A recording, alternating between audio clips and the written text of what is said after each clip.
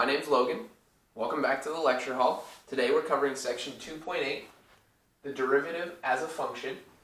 So recall from last video that a derivative denoted f prime a is equal to the limit as h approaches 0 of f of a plus h minus f of a over h, and it can be put in a generalized form to talk about all possible x's, all possible inputs, to be f prime of x is equal to the limit of h of as h approaches 0 for f of x plus h minus f of x all over h. So let's do an example. Find f prime of x, or the derivative of f of x, for f of x is equal to x squared. So we know we have this equation. So let's just start plugging stuff in. So we have x plus h squared minus x squared all over h, and then that's x squared plus 2xh plus h squared minus x squared all over h, and these are limits. H approaches 0, limit h approaches 0. And then, so what do we have next? Well, we have a negative x squared and a positive x squared, though those cancel out. So then we just have limit as h approaches 0 of 2xh plus h squared all over h. Well, we can bring out an h from this. So we have the limit as h approaches 0 of h over h, and then 2x plus h. So then those cancel out, so we just have limit as h approaches 0 of 2x plus h, which is equal to just 2x, because when h equals 0, it's just 2x, right? So, pretty simple.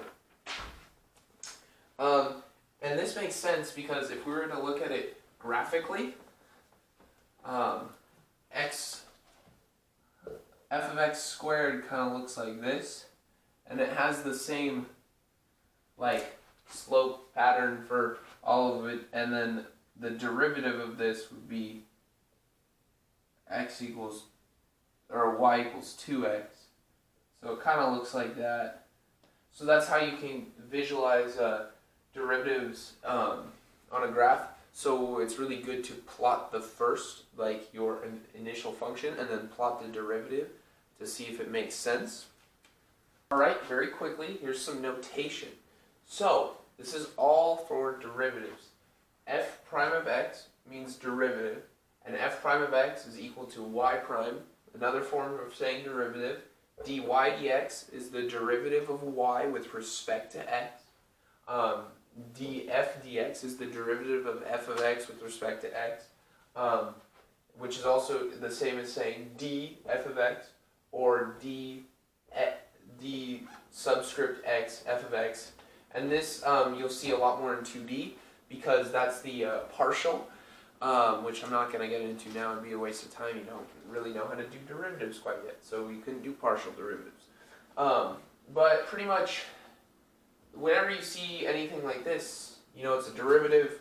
The big D and the d dx are called differentiation operators, and they indicate that the operation of differentiation will be happening.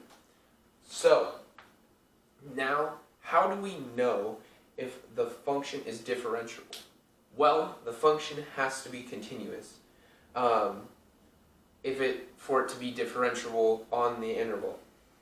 So, we have a theorem that says if f is differentiable at a, then f is continuous at a. So, for a function to be continuous, or for a function to be differentiable, it must be continuous. So what are some things we have to look out for? So we have to look out for discontinuity. So something like this, where a corner would be present. I mean, I can't think of an equation that will actually give us this, but right off the top of your head, probably piecewise or something. But if you see something like this, probably not differentiable. Obviously, if there's a gap, obviously not differentiable at this point, because where's the point? Because there's a big gap in the function.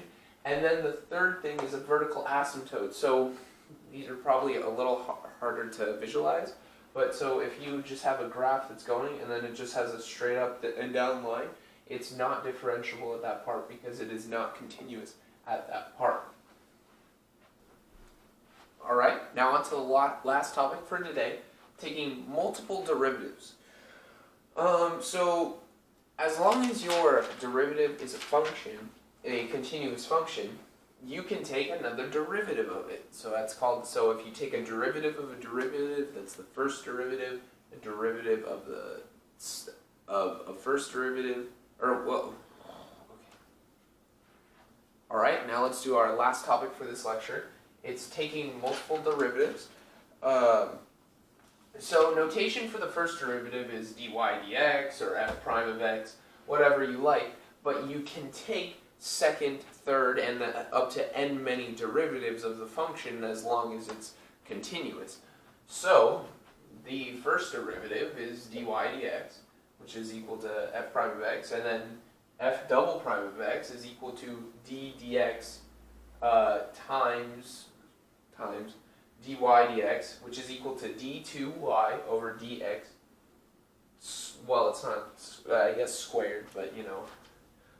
So that's the second, and then the third, and it just goes on like a pattern. So it's d dx times d2y dx2, which is equal to saying d3y dx3.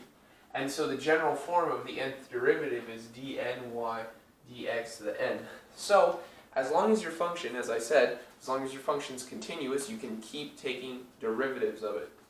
So now let's take the second derivative of the function we already did.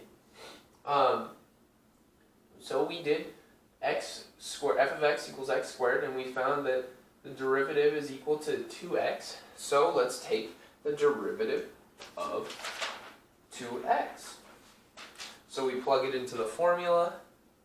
Limit as h approaches 0 of 2x plus h minus 2x over h is equal to, then what do? You know, you just follow the same flow chart of just trying to isolate, and then you get 2x plus 2h minus 2x all over h. Then you cross those out, right? 2x's cancel, and then you have limit of h approaching 0 of 2h over h. You cross out the h's, so you just get 2. And that should make sense because derivatives find slopes of lines, right? Well, what is the slope at every single point of f of x is equal to 2x? It's 2. It's a line. It follows a constant slope. So it makes sense to say that the second derivative of x squared is just 2. Because the derivative is 2x, which means it's a line. So the slope of 2x is always going to be 2. So that's it for the lecture portion. And then there's going to be more questions in the description. And I'm going to do a few questions right now. Let's transition to them. Alright, so we're doing numbers 23 and 41. 23 is pretty simple, but I'm just trying to drive something home to make it a little more obvious for you guys. And then we'll do 41. So, find the derivative of y equals mx plus b. Okay, that may look a little weird. There's no numbers. It's just m and then b. Well, b is a constant, so you can kind of treat it as a number, and m is going to be a constant, so you just kind of treat it as a number, but leave it as, you know, m and b. So let's do this. F prime of x is equal to the limit as h approaches 0. You guys have seen this formula probably about 100 times by now. Plus h minus f of x all over h, right? So then you have mx plus h plus b minus mx minus b all over h.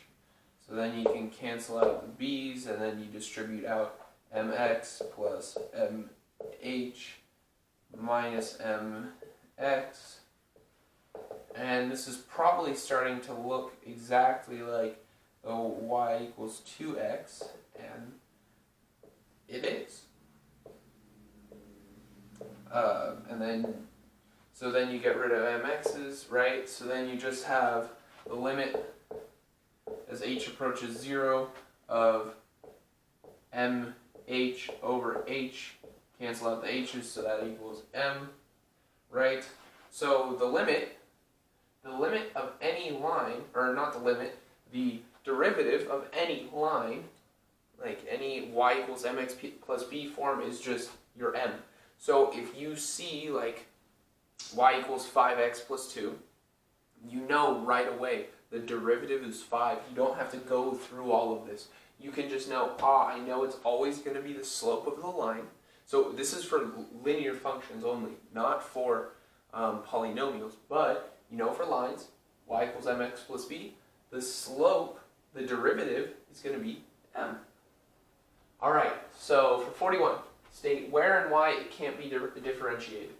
Alright, so, well, let's figure out where. Well, probably right here, because, you know, we don't know what that does. You know, where's the slope? Where do they take the slope? And then where else? Oh, well, there's a gap here. So, okay, we know there.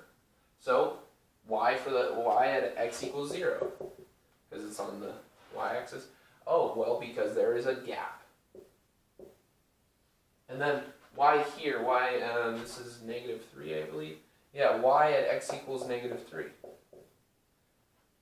Well, because there's a corner. Corners, you may have also heard the term vertex.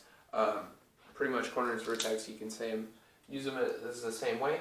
So it cannot be differentiated at x equals -3 because there's a corner, and it cannot be differentiated at x equals 0 because there's a gap. So these are just the two questions I wanted to go over.